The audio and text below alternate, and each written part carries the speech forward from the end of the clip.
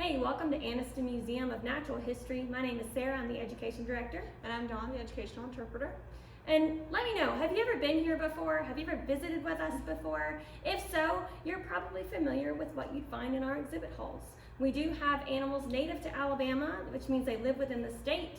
We have critters from Africa, we have a beautiful bird diorama, lots of things from all over the world. And here we like to say you can explore your world at Anniston Museum. Now, we've heard that it's summertime, which means it's summer reading program, right? And I don't know about you, Dawn, but I love to read. Absolutely. I love adventures. I like to get in my book and feel like I'm soaring across the world. I'm an astronaut. I am a paleontologist. I'm just everywhere doing everything, right? That's one of the best things about books, is that you're able to, just go on these adventures without having to leave even your home, right? Well, for summer reading, we've heard the theme is to imagine your story. And so today we thought we'd help you imagine some of the stories of our own live animals here at Anniston Museum of Natural History. One of the most popular fables that we hear as children is the tortoise and the hare. So we decided to bring out some of our representatives here at the museum. So this is Hazel, and she is a European rabbit. And this is Red, and he's a red-footed tortoise. So pretend, if you will, that our European rabbit is really more of a cottontail, and even more so that it's a hare, okay? Now, if you know the tortoise and the hare story, then you're probably familiar with the big competitive race. There was a race between the hare and the tortoise, and everybody knew that the hare was going to win, right?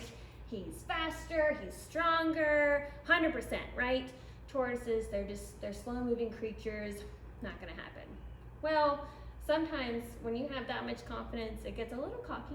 And in that case, our hare here, he got a little bit too assured of himself. He took a lot of breaks. He even napped at one point. And because of that, our sweet little tortoise, who was slow and steady, ended up winning the race, okay? So our tortoises here are not exactly the slowest creatures. They're not the fastest either, but if they're really determined, they could book it. So I am not that surprised that he actually won, just based on knowing these two animals. But if we're talking about tortoises, I think we should bring up the fact that tortoises are turtles, but not all turtles are tortoises, right? What? So, say that again. So all of our tortoises are turtles, but our turtles are not all tortoises. Ooh, so our wowzer. tortoises are a little bit special, okay? So, do you think he swims? I think he sinks. You think he sinks? I think he sinks. So you'd be right, right? So you go outside to your little ponds and everything, and you see very smooth, flat turtles. I've even seen turtles sitting on top of turtles. Yes, in the water, right? So those guys are made to be aquatic. They can zoom through that water real fast and do their thing. So they have really streamlined shells for that reason. Well, this guy, as you can see, he is the farthest thing from streamlined. He is basically a rock. This is because he is in much more arid conditions. So our tortoises are most, what would you say, desert-like animals in really terms dry of environments. Yes. And so they need these big carapaces, which is the top of their shell, to store water. And it also helps with like thermoregulation, so that means that they get their energy from the sun. And this can soak up a lot more of that sunshine and get a lot more rays. And it just helps them with their digestion and their movement and things like that. So he actually is more prone to burrowing than swimming, which is a good thing for him based on his environment. So he lives at the base of the Andes Mountains down in South America. And they are also very popular in the pet trade because they get a really good size. This is about as big as he gets. Yeah. And they are like dogs. He is probably one of our most friendly animals here at the museum. Very And social. Very social. He will love you forever if you just give him some food. A banana. Bananas specifically, he loves them. Yes. And then we've got Hazel over here. So as you can see, as I'm holding him, he likes to kick his feet and walk around. And she is just a pampered little princess that gets to sit on a towel and be lazy, and she's just so happy. So it does fit with our story very well.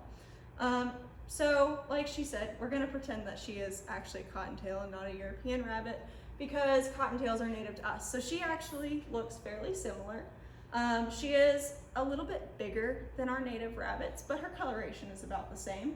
So what would you say? So when you think about rabbits and hares, okay, there is a difference. You know, when I was growing up, I thought every hare was a rabbit and every rabbit was a hare, right? But just like your turtles and tortoises, there's a relationship, but they're not quite the same. Now, rabbits are going to be a little bit smaller than hares. Hares are going to be much larger, and they're going to have much longer legs and bigger feet. So she's a rabbit, so she has strong back legs and a good flat foot here, but say that's doubled, and it's what you would expect to see on a hare. The other thing is our rabbits and hares, they live in different environments, okay? I would say that your hare is more prone to be in a more extreme environment. You have an Arctic hare, you have desert hares, you know, where you either have no green or you have no water, that kind of thing. Whereas our rabbits are going to be more familiar with your deciduous areas, your clover fields, your golf courses, your backyards, all that. Now, the other thing that's distinguishing about just looking at a rabbit versus a hare is that your hares are going to have much longer ears as well, okay? Even their eyes are just a little bit different, their eye shape. Now, if you think about a rabbit, what do they eat? So, what's the most common answer that a rabbit's going to eat? Probably grass. Grass or a carrot, right? A carrot, like Bugs Bunny style there, okay? But in the wild, where are we gonna find our rabbits and where are we gonna find them eating? Clover fields, your backyard, you know, just various just look outside. That's where they are. Absolutely. They love to eat, you know, fruits and vegetables and grasses and such.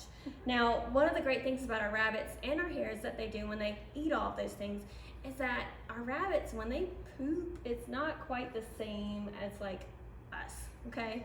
So first of all, rabbits actually eat their first poop. They do. They said, we didn't get enough nutrients the first time, so we're gonna eat it. Now their second poop, they leave that one be. But a lot of times within their feces or their poop, they're gonna have seeds and things. So they actually help spread out the seeds and plant, you know, our trees and our fruits and everything else, okay? So they're really important for our environments. But the other thing about them, you know, with your hares, they're more inclined to eat like your woods and your barks and things. So very different environment, very different foods for them. Your rabbits, such as your cottontails, which is what Hazel looks very similar to, these guys, you're gonna find them, you know, usually we call them crepuscular, which means that they come out at dusk and dawn. That's when it's safest for them, okay? Not as many predators as maybe the middle of the day, when your hawks are soaring around, or even, you know, in the evening when those big owls come out, okay? And one thing we want you to be familiar with is this time of year, especially spring and summer, you might notice that you might have some baby bunnies hopping around, right? Well, if that's the case, or if you think that there's a weird brown circle in the middle of your yard or the middle of your field that's just slightly moving, okay? Look closely, you might have some baby rabbits in there. If that's the case, we encourage you to leave them be, okay? Don't mow the lawn around that area, give them a wide berth, because our rabbits, our females, the adults, they're off to the side and they're observing, but it's the safest for them to leave their babies in a wide open area covered in camouflage with some of their fur, some of the surrounding grasses, some sticks even, and then they go hide somewhere else so that they don't draw attention to their babies. Okay? So just be aware of your surroundings, and we encourage you to look out for your turtles this summer, for your rabbits, and everything else. One of our other examples would be the barred owl today. Now our barred owl's name is Mel, and owls in general kind of have a mixed reputation, you could say. Yeah, so these guys have been known throughout history to be kind of one of two things, and that is either a bad omen of death or disease or other things that, you know, may not be great for us, along with a symbol of wisdom because of Athena in Greek mythology.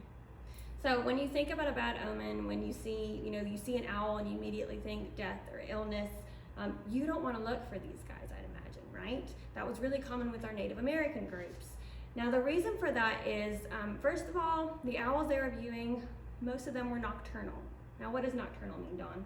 It means that he only comes out at night, so it's daytime and he doesn't want to be up with the sun. Yes. Like us. Yes. So if you only see an animal at night, and then you notice that he has really sharp claws that you know can be very dangerous, he has a nice curved beak that you know is definitely dangerous, and he has these very dark eyes, okay? You might notice this guy here. He only has one. Most of our owls have two. But this guy, he has a very, very dark, almost black eye. And if you saw something like that sitting in a tree, it would be pretty ominous. It'd be pretty scary, right? If you don't know anything else about the creature. Another reason may also be because our owls have something called silent flight. And that means that they can come down very, very quietly. So you may only just be walking around and just see something come down at you, and you may never actually hear it or understand what it was, and it's just this big that would be pretty terrifying to just have a dark shadow come amongst you. Yes. And they're also super camouflaged. I mean, if you look at him, right, he lives in our woods, so he sits among our trees and things like that. And you know, our trees are brown and we have like white light coming through, so he just camouflage and blends in very, very well. So he's not super easy to spot when you're outside. So they just kind of come out of nowhere, and that can be pretty scary, honestly, I think. Yes, and their calls, if you think about an owl's call, you know, when we're children, we are learned that all owls say, hoo, hoo, hoo, right? Absolutely. Well, the older you get, you will learn that each species of owl has a very different call, right? But regardless, in the darkness of the night, if you hear that with the trill of the crickets and the wind in the leaves, it could be pretty scary. So I can see where they're coming from at thinking that finding an owl would be a scary or a bad omen, okay? But on the flip side, we do have, not him specifically, but owls in general are the symbol of wisdom, because Athena, the Greek goddess of wisdom and battle strategies, used to carry her, and in a lot of her statues you actually see an owl with her. You see it in an emblem of it on her in some way. So that's how they got this reputation for being wise creatures.